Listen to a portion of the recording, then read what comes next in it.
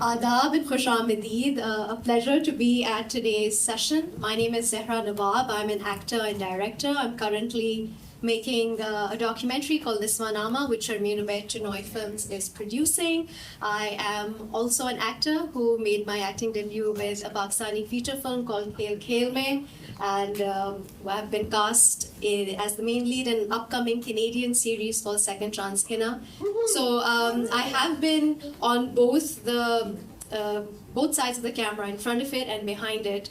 And it is a real pleasure to be on a panel with so many women, because that's not something you often see on film sets.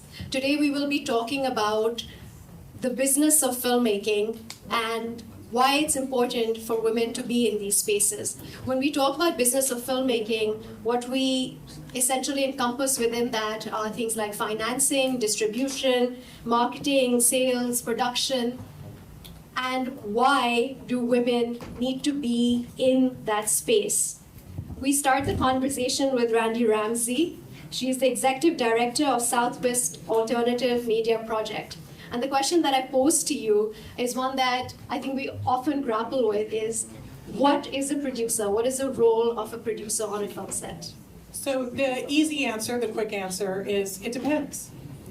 But there are many kinds of producers, so often you'll see that executive producer credit. That's often somebody who brings in the cash, and we love you and we need you.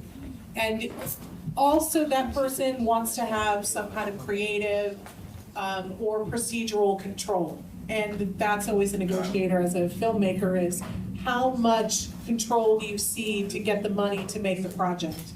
And that is a difficult question to answer. Then you're going to see a line producer, an associate producer. These are often the folks that deal with the day-to-day production.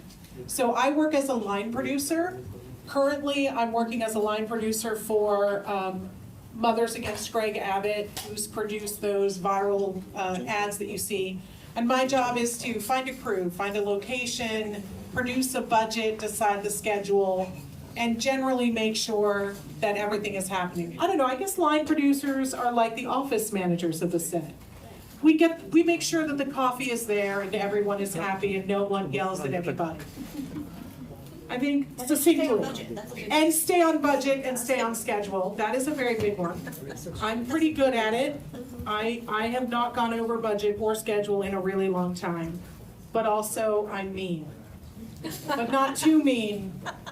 Just mean enough. I think that answers it.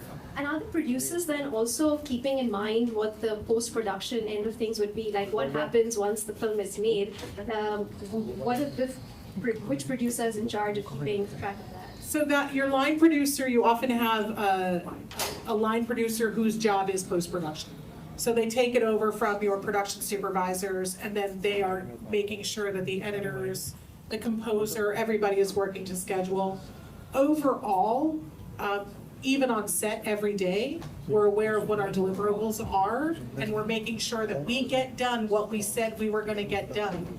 Because everyone is waiting, and you start editing, especially for a feature, while you're still in production, and that's how you know what pickups you need to do by the end. And I'll tell you why women make great producers. Women make the best producers because we can talk almost anyone into almost anything, and you gentlemen know it's true. And also, often you need to compromise. And women are great at both compromise and multitasking. So I've been really blessed to work with a number of female executive producers and line producers over the years, and I have found it to be a great experience. Not that I don't like you guys, I like you just fine. But women are great producers. And problem solvers. And problem solvers, because like, I have 2 kids at home, and I'm here. And I also fed the youth group that they're attending right now. And I managed to do all of that and attend the state championship and be here yesterday. Like, that's our life, we do that, that's what we do. Multitasking, problem solving, and schedules are my B. Yeah, that's an inherent training that we've been receiving for generations, so might as well put it to use on a film set. And absolutely. We have Sadia Uqaili with us, who is CEO of Good Tiger Production. She's a producer and director, and we are greatly looking forward to her project, BAPSI. a sizzle reel of which we will be seeing today. Sadia, the question that I pose to you is, how do you see the role of women in the business evolving, and what can we do to further empower the voices of women in the film space? Thank you, Zehra. You're just a joy to answer to, actually. And thanks to each and every one of you and to the Rung Film Festival for allowing us to have panels like this to happen. Only 22% of women were accounted for the 250 plus top grossing projects in film. Wow. Hopefully theatrical is even less than that. Absolutely. And I'm just going to quickly answer why. Why does that happen? One is we literally don't have access to funding agencies. And by agencies, I mean the whole criterion of where the funds come in and where they fit. Two is women are, it's unsolicited. Sometimes it's just cultural, but it is systemic biases. We are still seen as individuals who may or may not get projects through. They may or may not be successful, which is an undertaking. It's a lot of, it's a strong commitment of funders to know that the project will take place. And once that bias occurs, there's rarely any trickle of funds for projects run by women. Three is, which is extremely sad, that women ourselves are not confident not only to successfully complete our projects, but we are not confident to compete. We are taught to be less aggressive, to be polite, to be able to take the back seat. When there is a group of 5 men talking, we cannot walk in and stand with them because there's a nuance of, oh, isn't she a little forward? I mean, this is men talking, this is adults talking. So and then fourth is what you just alluded to, is the idea of parenting, and most of it comes into our laps, right? Whenever we are putting out fires at home and at work. So the quick answer to that is, how do we get over this? We get over this with one, financial literacy. Know the business, know what our value is, and know what the value of the industry is and how much does it cost. Two is to create complete, clear forums for women filmmakers, business entrepreneurs, who will really take the projects through, not only for themselves but for their team, and bring them face to face with funders who will never invest in any other project but a woman's project once they invest in our projects, right? And fourth is to have agency, banks and development funding agencies to have credit and have value in women business owners. Fourth is, again, to get rid of all these biases, for crying out loud. This is 2024. We can kick ass and we'll continue to do that. Absolutely, absolutely. Oh, that's fantastic, Sadia. And I think with this we bring Michelle Mower into the conversation, former CEO of Imagination Worldwide, writer, director, producer, and one film that we're all very excited about is BAPSI, which you've been producer on. Michelle, can you speak about two things? One, Sadia just touched upon the idea of financing. How do you access financing? How do you know who to ask for once you have an idea? How do you access a producer or a funder or a financer? And secondly, since this is something that just as we speak, you have so much experience of with regards to cinematic releases, that how do you then make that project reach a worldwide audience specifically through the cinema?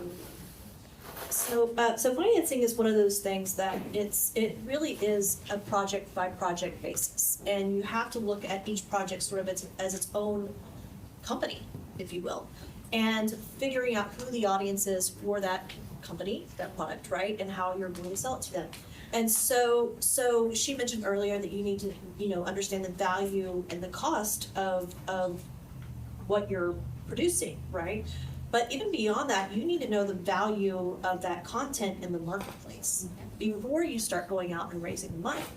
So you need to do your research and find out other films that were, made that were sort of similar to yours, and try to figure out like what their budget was, what they earned on that film, like what that movie actually made, right? Because the unfortunate truth about independent filmmaking is that we're in an upside down economy. It costs more to make the movie than the marketplace is willing to pay for it. And so, I mean, if you're just say making a product that costs, that you can sell in the marketplace for $50, why would you spend $100 to make that product, right? So one of the things that independent filmmakers really have to be smart about from the get-go is the actual, not the value of the film, because we all know these films are priceless, they're our babies, right? But how much is that film going to sell and going to make in the marketplace? And then you have to scale your budget to that. Unless it's a nonprofit project. If it's a nonprofit project like a documentary or something like that you can get in donations and that kind of thing, well then it's a donation. They're getting a tax write-off. You can make it for whatever budget you raise, right? But if you're actually doing this as an investment, like a business, getting investors, then you have to convince those investors that they have a fighting chance of making their money back, which means you have to know what that film's value is in the marketplace, and you have to come up with comparables, saying, okay, well my film is like this film, and it made this much money in box office, and this much money in pay TV, and this much money in streaming, and this much money in AVOD, and you have to be able to show those numbers to investors who know what they're doing. If it's your like rich uncle who doesn't care, Lucky you. Exactly. But Have this number. yeah, right, exactly. But so being a business person means doing the research from the very beginning to understand that specific film's value in the marketplace. And I assure you it's going to be less than we probably think it is, sadly. Just because we live in a digital age and everybody and their cousins making movies now, and what happens when supply goes up, values go down. It's just supply and demand, right? So that's the unfortunate truth of what's happening in the marketplace. And I mentioned earlier, I used to own a film sales and distribution company. So I was the person literally who went to Cannes, who went to Berlinale, who went to Toronto, who went to AFM, sat across the table from the buyers from, Greece and from, all over the world, Germany, all over the world, and pitched movies to them, pitched independent films to them. And, they're being able to pitch a film to an international buyer now is getting harder and harder. Because we have streaming, right? And, back in the old days, you would have windows, right? You would have the theatrical window, you would have your video window, which usually made more money than theatrical, right? You would have pay TV, you would have, and then along eventually came streaming, and, and now we have AVOD, right? So you had multiple windows that you could release your movie in and make money in each of those windows. And not only could you make money in each of those windows in the United States, but in all the other in dozens of other territories around the world, right? So you had all of these opportunities to make money on these various windows in all these territories, right? Well, now because of streaming, we are moving away from the window model and away from the territory model to where we have one window, which is streaming, Netflix. And if you sell to Netflix, they're going to want worldwide rights. So you don't get to sell to all the other territories. In fact, if you pre-sell to a territory, you don't get Netflix. So these are really tough decisions that filmmakers are having to make, and really doing your research in advance to know who your market is. Look, we all want to sell to Netflix and make $1 million. That's just not going to happen. I've sold documentaries to Netflix. I've sold, scripted movies. They don't pay as much as you think they're going to, just because of Netflix, right? So the reality is that may not be the best place for your film, okay? So again, doing your research, finding other films that are similar to yours and that were successful, and finding out what they did, and sort of, you don't have to replicate that model, but at least it gives you a guide where you can, sort of say, okay, well, this is what I know has worked in the past, and then you can take that to the investor and say, give me money because I can demonstrate that this model has worked on similar films. And that's what you touch upon, that just the various understanding what the new forms of sending out your project and your film is, and that's where we bring Tanya Hoshi into the conversation, who is a producer of films like We Will Be Brave, Turning Tables, Blackout, and she has shown these films at Hot Docs and Real Agent. So I would love for you to reflect a little bit about the film festival circuit, which is a very integral part of the business model these days, especially for indie projects, especially for documentary films, short films. The avenues that these projects have are film festivals. So how do you apply? How do you allocate budgets beforehand? As a producer, can you speak about that? Sure, happy to. I think we're just having this conversation outside, but we were saying, like, as a producer, as a filmmaker, you should really approach film festivals as business meetings. It's great to be here and like watch films. Of course, as any kind of creative, you have to watch the content you're making. You should watch films, but really we approach this in a way where it's definitely very strategic. We're coming here to network with other talented folk, learn from them. So that's just why it's great to have so many people at these panels. I'm also sitting at these panels, learning from other filmmakers, and I approach festivals primarily to go and network with other programmers. Hopefully I can have my films there in the future. I was just talking about how like that's such an important thing to do with other filmmakers. You're like, go connect with the people that are going to eventually screen your film and find out what is it that they're looking for, and just establish an authentic relationship with them and with other filmmakers. But the way I approach it with every film I've ever made, we've always set aside budget to apply for festivals, to apply for as many as possible, but ones that will really be appropriate for our film and will do wonders for a film as well, right? So not just every single festival out there, but ones that are appropriate for the filmmakers behind the film as well as the content of the film. To use an example, my first feature documentary was a short film called Turning Tables. It was about an Indigenous Canadian DJ, and he pioneered this thing called powwow techno, which was really, really fun. And his story specifically we knew would be perfect for Hot Docs. It was something unique. It had a really great music component to it. It was a very Canadian story, and Hot Docs is a Canadian documentary festival. And myself and the director, Chrisanne Hessing, are graduates of the Hot Docs Accelerator program. So, which is another point. If you're a filmmaker, go and attend labs, attend talent labs. There's such a great way to integrate yourself into the legacy of these festivals, where it makes it so much easier for you to get your films into these festivals down the road. And that's why we applied for that film specifically, that festival, and we got our world premiere there, which was amazing. So yeah, the way I approach it is always set aside some money, make sure you're applying to festivals, because what's the point of making a film if no one sees it? It's just not the type of art form that's meant to just sit in your computer or your hard drive. It has to be seen. And sometimes that sucks, because it's one of those few art forms where you're making it because you want people to see it and judge it, you know? That is the form, that is the result of what we're doing, and it has to get seen. And I think this was something I remember in film school, one of my teachers had mentioned, my documentary professor, he's like, you can have the most talented people out there, but the way you can compete and do better is you actually create something and get it out there in the world. If you're not getting it out there in the world, you're not going to succeed as a filmmaker. And that was something that always was in my mind, so I've always been very strategic. I set aside a budget, we create a strategic plan. What are the film festivals we really want to premiere at, and keep in mind what's your world premiere going to be, because for most festivals they want a world premiere, meaning they're the first festival to screen your film. So if you want to screen at a film like TIFF or South by Southwest, you could like think of the big names. They want the world premiere. So make sure you're always scheduling back your production and post-production to keep that deadline in mind. Yes. So that's what we've always done. And then there's some festivals that are okay with like countrywide premiere. So like, okay, we'll take your US premiere, we'll take your Canadian premiere, or sometimes it's city focused, we'll take your Toronto premiere, right? So we kind of prioritize them a bit lower because we know they'll take our film. Right.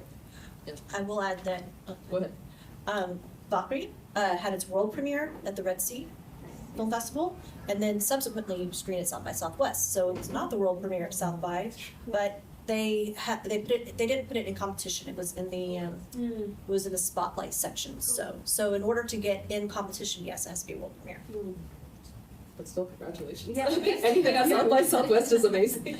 But yes, definitely. It's always nicer to be in competition. Yes. So one of the reasons I really say, like, to filmmakers, once you're done making the film, make sure it also gets into festivals, is that's where you're winning awards, you're getting nominations. Nominations are also really great. For me, I'm from Canada, and a lot of the funding that we apply for, they're always looking for, like, what did your past project, how did it perform? And there's always this big three things. It's like, did you get enough eyes on it. So we always showcase, this is how many festivals we screened at. Then it's like, did you get awards? So we always showcase the awards we won. And then the last one is return on investment, and that's something funders also want to know. How were you strategic with your last film? So we always talk about, did we make any kind of profit, any kind of revenue? So we shared that as well, and for that, sometimes that's like the sales we've done.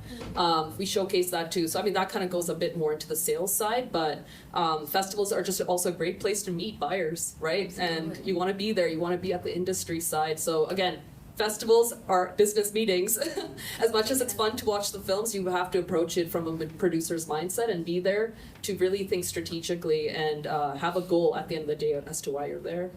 I love that, Tanya. And just continuing this conversation and speaking about sales now, like at what point does a sales agent come into the picture? And with smaller projects, with smaller documentary films or indie projects, how do you make money from your film? Because often the understanding on the filmmaker's end is that you're getting funding, you're winning some grant maybe, and you've put aside a budget for festival screenings. You go attend that screening, you have a budget to maybe fly there, but that's it. How are you making money? How are you selling it? What is the process of reaching sales agents? So Michelle, you can speak. It is a little bit of a chicken and an egg scenario. I guess, so I answer to the question, when you get a sales agent involved, is when you're ready to start taking it out to sell. And you have something that you can actually sell. So I'll just tell you a quick story. I was in France last summer, and I had a writer's retreat thing, and there was an attorney there who was talking about this, young, green female director who was making a horror film, and he was going to be her attorney, and she was in pre-production, and he asked her, well, do you have a sales agent? And she's like, no, and he's like, I'm like, and I'm okay. He doesn't know me, right? I'm just like another person at the writer's retreat. He has no idea, and he just basically starts like talking about how this young green female filmmaker doesn't know what she's doing because she doesn't have a sales agent involved in her film. And he's described this film as a very low budget film, no big names, and it was very condescending, and I kind of got mad. Well, he was mansplaining to you what you do. Well, he didn't know he was. Well, it He doesn't didn't know matter. that, but This yes, poor no. girl, he's like I know. mansplaining to her how to make a horror movie. I think she's younger and she probably knows. And I kind of like, finally, I raised my hand, and he looks at me, he's like, what?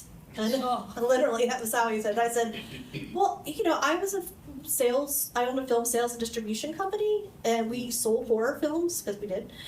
And based on what you're describing, I don't think it's like there's anything wrong with the fact that she didn't have a sales agent at that point, because she hadn't made a film. It was her first film. She had no name talent in it. So any sales agent worth their weight at all would not get involved with the film at that stage. And if there was a sales agent who was trying to get involved at that stage with a first-time female filmmaker unless the script was just mind-blowing, to me that's maybe like I'd be skeptical about working with that sales agent. That's a little too eager.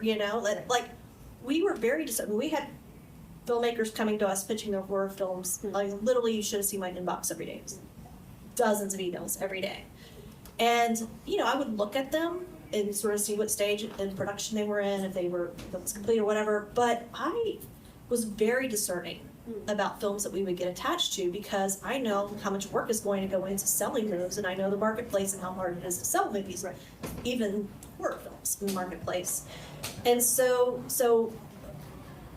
my answer to him was that the fact that she didn't have a sales agent at that point was totally fine, because she needed to make the movie and show what she could do as a storyteller and create the product that sales agent could then take out to market. And so, if I understand correctly, that you can take it to film festivals, you show it to into the festival circuit, and that also becomes something that validates your product and Totally, but I think once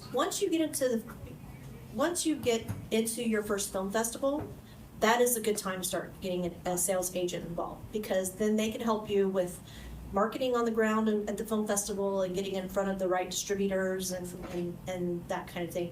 And the distributors are, I mean, depending on the film festival, they're there, you know, so every film festival puts out a list of who's, you know, distributors who are in attendance, and you could reach out to them and say, you know, hey, here's my film screening, we'd love to have you come look at it, you know, so and that's what they're there for, right?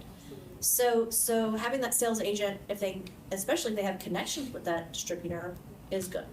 But I don't think it's necessary to have a sales agent. It might actually be not good for your film to have a sales agent attached too soon. You know what I'm saying? Yeah. Because you don't, until the film is made, then it could be that you're signing with a sales agent who maybe isn't as well connected because they got you early on, and then you're stuck with that person and now you have a film that's gotten into Sundance, and the sales agent doesn't have any real connections, and you kind of, you know, prematurely got them attached to your film. So trust me, if you get into Sundance, every sales agent in the whole world is going to be contacting you. So wait till then, you know. And Get your project ready, make sure you're sending it to the right people, the festivals, and just pre-plan. Make sure you have a list of distributors, sales agents, and be reaching out to them. and make sure you make the best possible film you can. That's your number one focus, Absolutely. making the best possible. And when you are on that film set, what would you guys say are the initiatives required for this to become a more equitable industry for women? What are the changes you would like to see? So for me, I'm gonna say two things. One, I'm gonna say prep. Everybody gets on film and they're like, magic happens. No, it really doesn't. So prep your film, because you're gonna lose money hand over fist if you're not prepped, so be prepped. But as a woman, and the thing that I tell my students all the time is this: there has been this culture of, we'll just put a female character doing male stuff, but it's a female-led, let's stop. Female stories, authentic women's stories, not only have a place in our industry, but they sell more than you think. And let's not be afraid to tell our stories, because gosh knows men have been telling it for years. And I'm really, really tired of the hooker with the heart of gold and the badass woman who kicks butt but also bakes bread, or the do-it-all mommy entrepreneur. Women are complicated and specific, and I'll just be clear. So I lived in Kuwait for 5 years. I lived as an expat wife, and I've written a multicultural, diverse pilot that I'm pitching, and I've had some great meetings, and I've had some really stupid meetings where I get this. In the opening sequence, my lead character, who is a Muslim woman, is paddleboarding. And I cannot tell you how many men have asked me this question. Muslim women can paddleboard? What? Yeah, they do it all the time. Are they allowed to? And I was like, well, I'm pretty sure the Quran was written before paddleboards were around, so there's probably nothing prohibiting it. And they're like, well, I mean, is it decent? And I'm like, they're wearing clothes, they're not paddleboarding naked. I don't understand the question. But these men were legitimately perplexed that I had a Muslim woman and a character who's a Muslim woman who is like running a scam at the airport to help somebody escape the country, and paddleboarding and driving and, you know, being awesome. And it got it. And I just thought to myself, why are you the arbiter of whether this story gets made? Meanwhile, every Muslim woman in the world thought it was hilarious and loved it. Not everyone, but I'm sorry. Every woman that I showed it to thought it was great. But so, ladies, write your stories that matter to you, that show the unique and different inner world of women. And don't be afraid. Because the takeaway from Barbie wasn't we should have more Mattel toy movies. It was women's internal stories matter.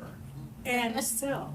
Absolutely, and the fact that it's important for women to be present in all these roles, right? So we Yes. need to be the writers. We need women in on the director's seat, in the producer's seats. We need them as sales agents. We need them at Netflix. We need them at festivals. So I hope that we continue to build this community of women. We continue to be present in these spaces because that's really when we uplift each other and we uplift the stories that we want to tell. I'd like to open the questions to all of you. Would anybody like to speak to our panel?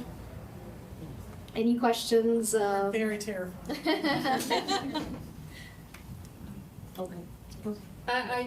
While you're thinking about your golden questions, I just wanted to add one more thing, Zehra, is that do your research, know your project well, and research takes years. So put in that time. Hire a crew that would listen to, yes, your female voice. And if you don't, then be ready to fire them. Okay? Find your voice as a director, a producer, and take care of your teams. Know what the value is and protect them like anything else. And that's what we do as women. So I would say quality is excellence, and your integrity as individuals leading businesses is the key. I agree with that. And I wanted to just sort of like, as a follow-up to the previous question about sales agents. I did say yes, wait until the film's done to find a sales agent, unless, the caveat to that is, if you manage to land a big star for your film, or, a big director who can get you big stars for your film, well then certainly get a sales agent involved and go to Cannes and pre-sell and, and pitch it at that point. Because now you have something of value. You have a film that has big director and stars attached to it, right? But if you're low budget indie filmmaker, like most of us are, then make the film and then get a sales agent when you get into I it. have a question at this point. I'm just curious to ask that, when people travel to festivals to pre-sell and to find producers and connect, who is funding those travels? Are there funds available for that specifically? I'm aware of. Would you know? In Canada, there is. There's actually. Of course there is in Canada. Not American. Tell us about the budget. Yeah, definitely add it to your budget if you don't. And get it later. No, but in Canada, there's a really incredible fund that supports development, like professional development, and those trips are included in there. There's also, you can include it in your budget to go attend these festivals, so that when you're applying for funding, that is a part of your line, your budget line. And that's something that you then. Yeah, but we're very lucky, very lucky. There are literally specific grants in the US for producing films that you can get that exclude that.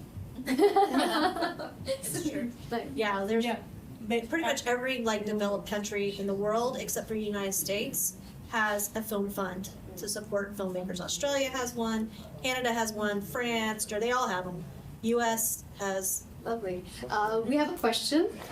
Hi, wonderful hearing you. And I'm in the process of creating a short film right now, but I'm an actor, so I'm really not aware of how the whole process of. The only thing that I was thinking of is creating a short film and then putting it into film festivals, but I don't know the whole process of what to do after that.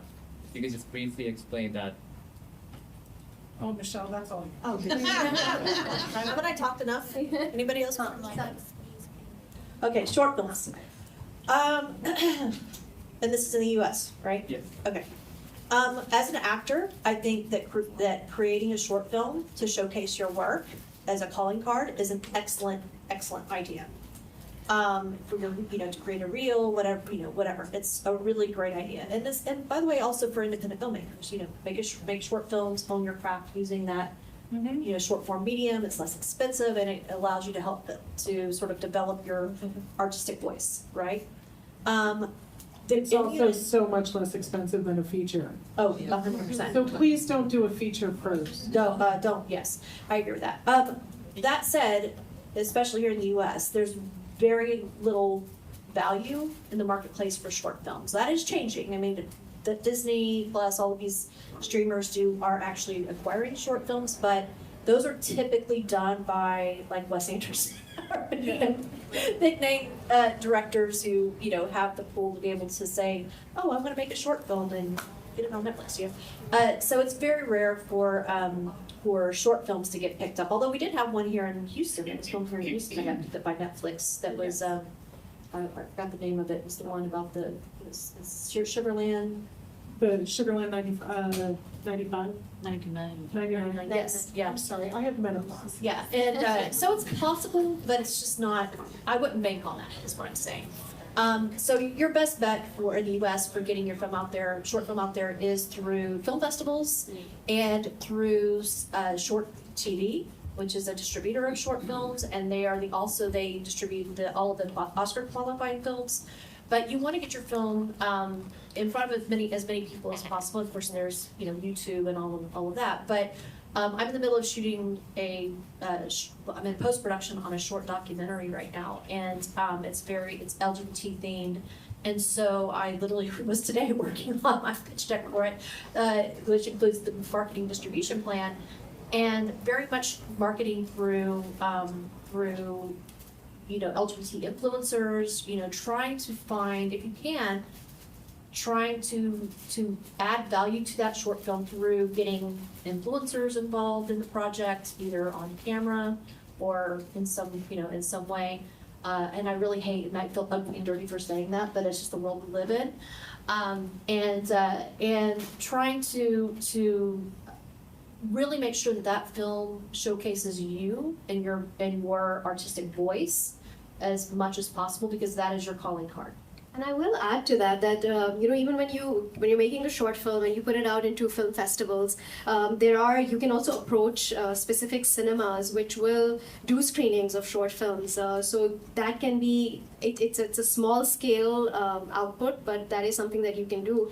And then there are a lot of filmmakers who then use short films as a basis to showcase what they're capable of telling, and those short films that go on to become feature films. So then the final product or the vision is to make that feature film, which might be 3-4 years down the lane. But the short film is very important in that process, where even films like we're seeing In Flames that we've just seen was a short film called Dia.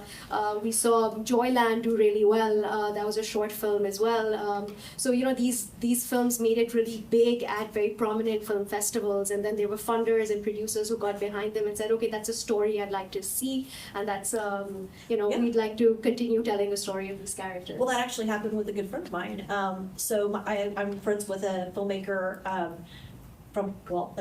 she's actually back in Austin now, named Kat Candler, and I've known her for 20 plus years. And so Kat made a film, don't even ask me what year it was, 2008 or 9 or something like that, called Hellion, a short film. A very simple little concept of a film, but the film got accepted to Sundance. And she, at the same time, once it got accepted to Sundance, she already had a feature-length script based on this the story called Hellion as well. And so she had the feature-length script, and she submitted it after getting her short film into Sundance. Now she's part of the Sundance alumni. She submits herself to the Sundance Labs as a director and gets accepted. And so when she goes to the labs with her now feature film, Hellion, she's able to develop it, and then she goes, the film plays at Sundance. She's able to connect and network with people at Sundance as a lab fellow, Sundance Lab fellow, and in doing so was able to raise money. And I think they made that film for somewhere in the ballpark of $600,000, so not a huge amount of money, but it starred Aaron Paul is it Aaron Paul? No, not Aaron Paul. Aaron. Obviously, Breaking Bad? The guy from Breaking Bad. Aaron Paul. Yeah, Aaron Paul. Yeah, so that's Aaron Paul. yeah, and he came on as executive producer of the film, and so that opened up the whole, and then the feature film premiered at Sundance. So she used that short film to sort of get into the Sundance, family, if you will, and then use that, to sort of build her career from there. And then after Hellion came out, what interesting that happened was at Sundance she met another filmmaker whose film was premiering at Sundance the same year. And they became good friends, and they just sort of saw each other on the film festival circuit, and just got to know each other over the life that film festival circuit time. So meet people at the film festivals, that's really important. Yes. that filmmaker ended up being, who we now know, Ava DuVernay. So when Ava's career exploded, and she was now developing content with Oprah Winfrey, she had a TV series called Queen Sugar that she got greenlit through OWN, and Ava was very intentional that she wanted to have an all-female directors on that series. And what she did is she went and connected with filmmakers that she had met, that she liked their work over the years, and Kat was one of them. So Kat came in the first season as a director on season 1. By season 2, she was a producer-director. By season 3, she was the showrunner. And that journey started with a short With a short being film called submitted yeah. into a film festival. Can I offer you some very practical advice here from the line producer lady? 2 things. 1, use the resources that you have available to you in your community. For example, at Swamp, we do feedback screenings for works in progress. Things like that can help you really hone the product for the end. So before you go submitting it to a million places, use the resources in your community. But also, since you are an actor, I'm going to say this with great love. Hire a director who's going to get a great performance out of you. If you are not a writer, meet with a writer to hone the script. If you're going to spend the time and money to produce something that is supposed to be a calling card for your great talent, make sure that it is exactly that. Because as a first-time director, I just went through this with a short that I produced. I've got an actress who's a great actress, and she's like, I'm also a director. And she's a fine director as well. But it's really hard to do 2 things at once, especially the first time. So if you're going to spend $22,552 of your own money, make sure that the performance that you're getting is worth it. So that's just my, okay, good. I'm just giving you the practical advice that hire a team, because you just said, I'm an actor and I want to make a short movie. And inside my head I went, oh no. But, right, so do we have time to take on other questions? So, okay, what I will say is that they will be starting a screening in I think about 20 minutes. So whoever wants to make their way wants to grab a meal or wants to go into the cinema, you can. But if there are more questions, I think the panel will be happy. And we will be showing the sizzle reel of BAPSI. Don't leave So before you see that. we'll be screening it here. Yeah, Awesome. we're all I ready. think we have a question over here. So sure, I'll take. Hi, for all panelists, first of all, you guys have incredible industry experience, and so thank you. From your industry experience, can you share what you understand to be the place where women are oversaturated in the film market? And the flip side of that would be, where do you feel that women are not yet representing within what genre of film? Where do would we you say? I mean, maybe hair and makeup? I was gonna say scripting, I mean, I think the only place I can think of where there are and not too many, but saturated. Let me reframe it. Okay. Yeah. What genre of film are women, would you say, oversaturated? And if the flip side, where do you think women are not yet represented enough? So even in rom-coms, we think of those as chick flicks, right? I'm just, not to be involved. But you think, oh, chick flicks, there must be a lot of women directing chick flicks. No. Even the Hallmark Channel is still not oversaturated with female directors, writers. Yeah. I know 2 men that write nothing but Hallmark movies. Wow. No, it's hilarious to me. Because they're also the least sensitive men I know. Which explains a lot about Hallmark movies. Okay, so most of you know that I also write, produce, and direct, and I've made 4 movies for Lifetime. So Lifetime network for women, right? You would think it would be oversaturated with women. Wrong.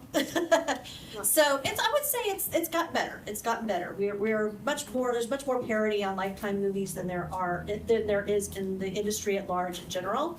And I was in Canada shooting a film in Ottawa, and I hate saying this story because the person I'm talking about literally just died yesterday. But so I'll try to be kind about it. But I was brought up to Canada to direct a movie, and like day 2, we were filming, and our producer on the film was the guy who normally directs the movies for this company, right? And but in this case, I was directing it.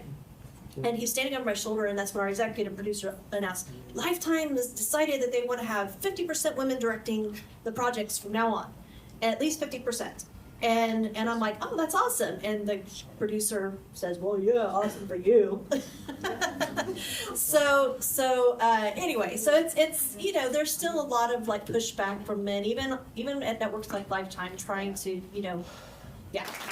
But if you love today's session, the panelists are here. If anyone who would want to be in conversation with them, please stay back. We'd love to chat. Enjoy the movies today. Thank you so much. Shabbat Shalom.